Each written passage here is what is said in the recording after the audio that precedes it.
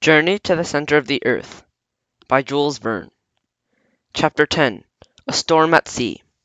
It was now Friday, the 21st of August, and we had traveled more than 100 miles on the sea, and I calculated our position to be exactly under England. The sea was calm, and fresh wind was moving along us.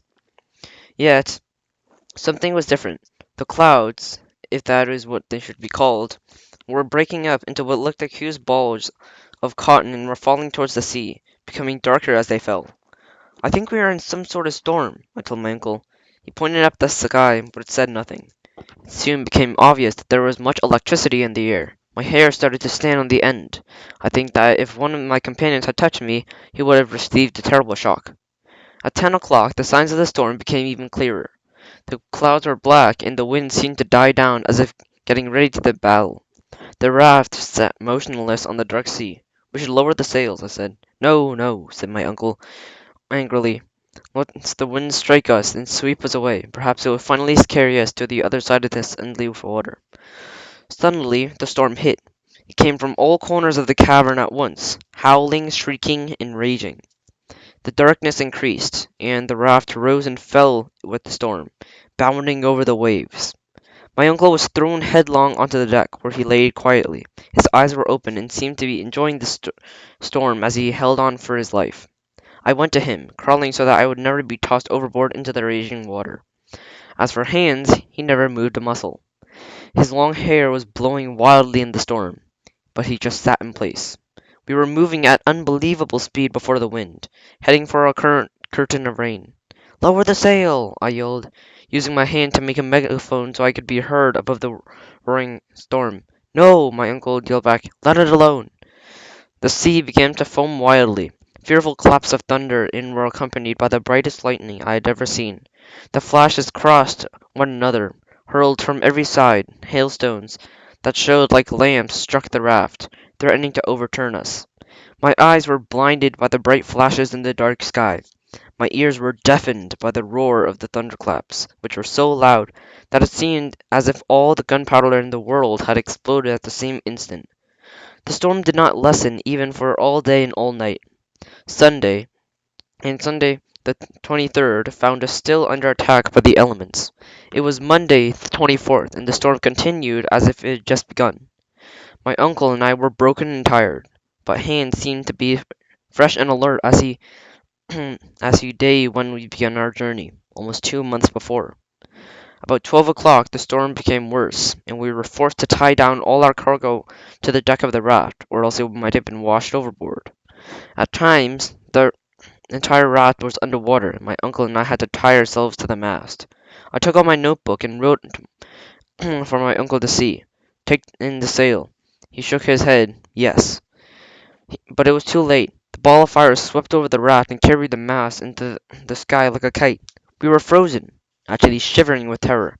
The ball of fire, half white and half red, moved along, first heading away from our raft, then towards it, until finally it landed on our powder barrel. We knew that an explosion would soon come, but it did not. The fireball moved again, approaching Hans, then my uncle, then me.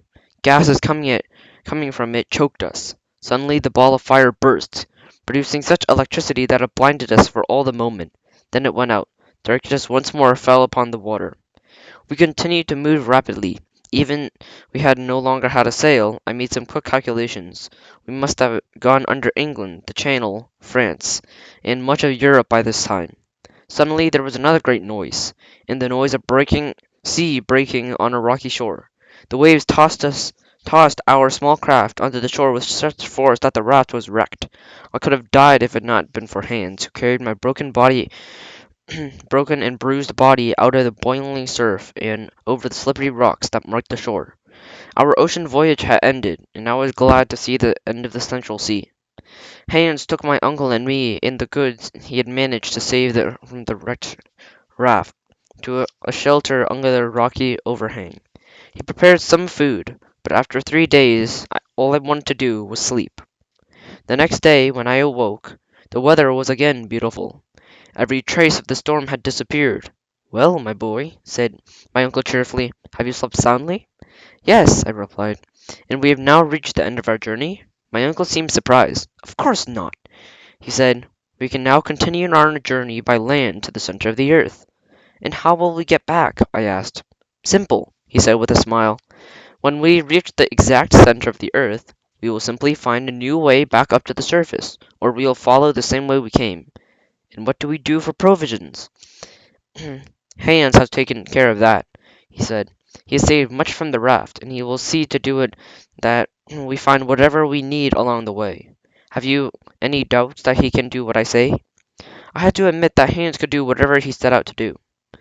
We went to the rocky overhang, where Hans laid out the supplies and provisions he had rescued. We had 4 months of supplies of biscuits, dried fish, salted meat, and plenty of water, and most of our instruments. Only our guns were lost. In the raft? I asked. I don't think we'll need it again, said my uncle. I have an idea that we shall not come out through the same opening by which we had entered. Was my uncle mad? Little did I know how true his words would prove to be.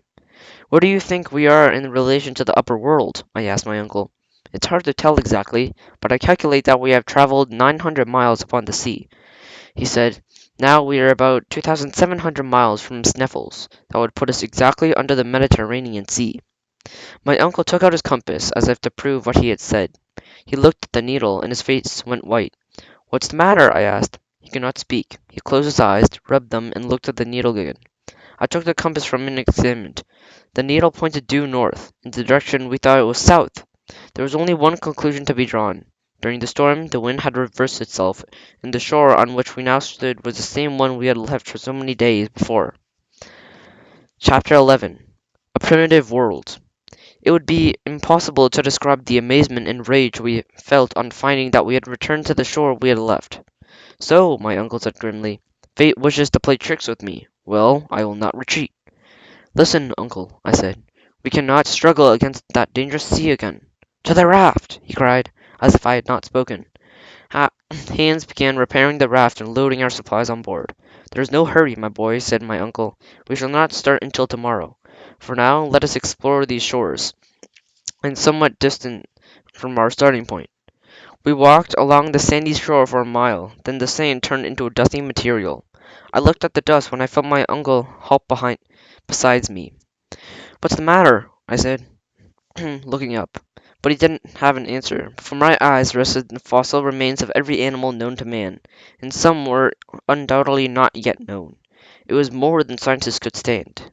Suddenly, my uncle's excitement rose, and he darted over the dust to pick up a skull. Harry! He cried. This is a human head! I was amazed as overjoyed he was. A human skull for this period in history when no human was thought to exist. A skull covered in parchment-like skin, and with the teeth intact and the full head of hair.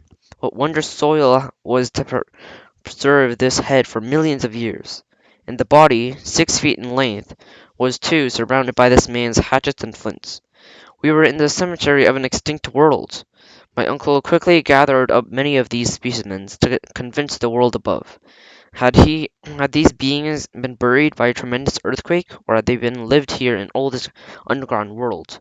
And were there any of these men still wandering around these shores inside the earth now?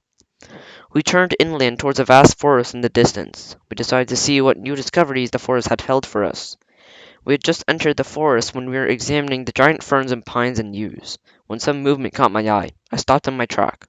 There, in the giant distance, was a herd of mastodons, giant elephants of the prehistoric period. They were uprooting trees with their giant trunks and eating them as if they were leaves from a small tree. I watched in astonishment. Let's get closer, my uncle said. No, I answered. We have no weapons. Come away, I beg you. No man can face these monsters. No man, my uncle whispered. Then how do you account for him? I looked to my uncle was pointing. There, indeed, was a human being. A gigantic human being who seemed to be herding even more gigantic mastodons. He was at least 12 feet tall, with a head as big as a buffalo, and a mane of matted hair covered his gigantic head. Come, come, I cried, dragging my uncle along. We must get away before he sees us. For once, my uncle did not resist my suggestion. 15 minutes later, we were far away from that terrible monster. When we had felt that we were safe from the giant and his monstrous herd, we slowed our pace and headed once more for the central sea. We were walking along the sandy shore when I suddenly a bright object caught my eye. I ran to pick it up.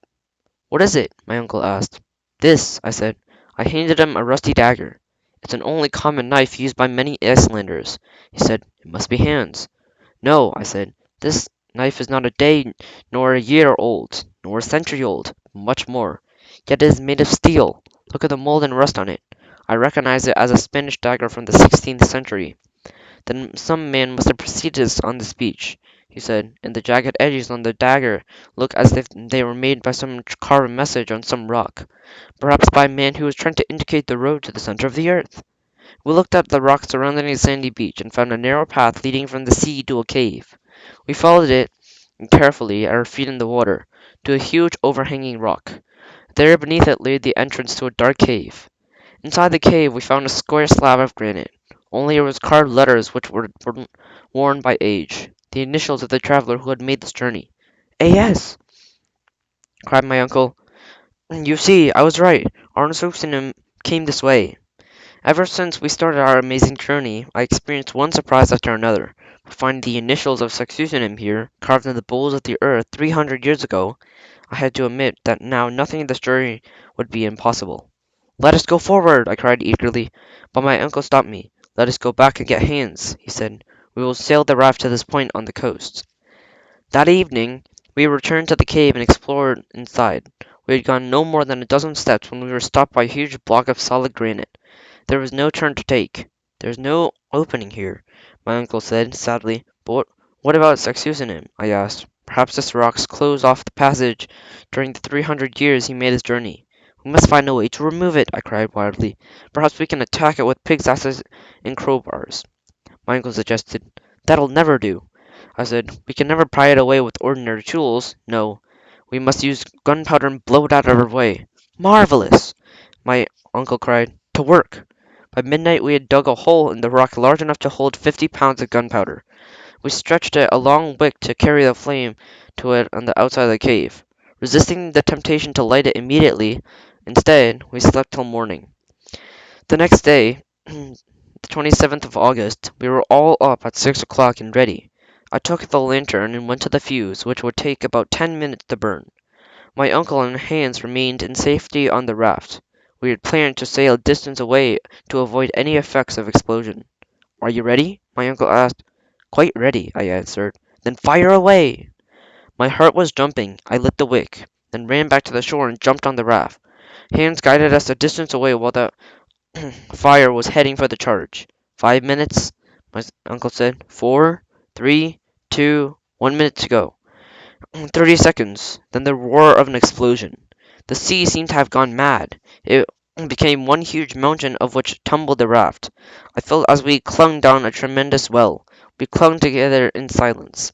Beyond the rock which had been blown up, there was a great hole, and the water of the central sea had poured into it like a mighty torrent, forming an inland sea, dragging us along with it.